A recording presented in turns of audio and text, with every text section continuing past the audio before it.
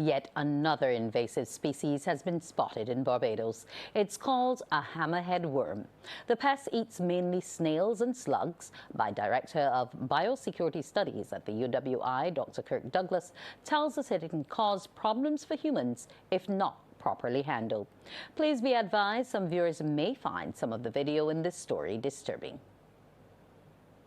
The worm was first seen in Barbados in 2021.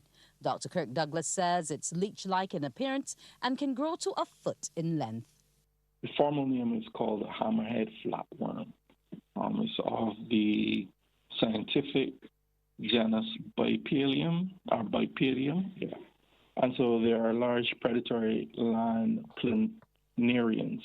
And what that means is that these particular animals, invertebrates, they prey on other invertebrates such as snails and earthworms. So they are not going to harm humans directly. Found in damp areas of the garden or fields, they can carry diseases which are harmful to humans.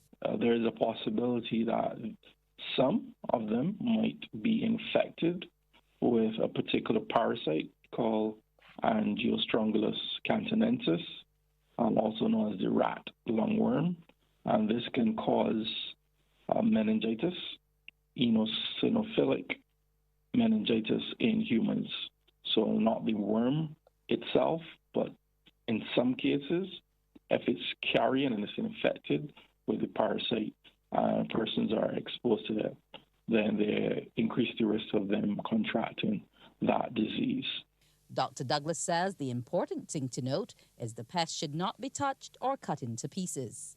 You do not handle it with your bare hands or your bare feet, and if you're outside, just be careful, vigilant.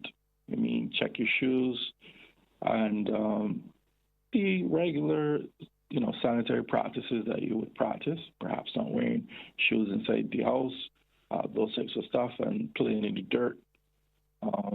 For kids, especially young kids, because, they like to put their hands in their mouths.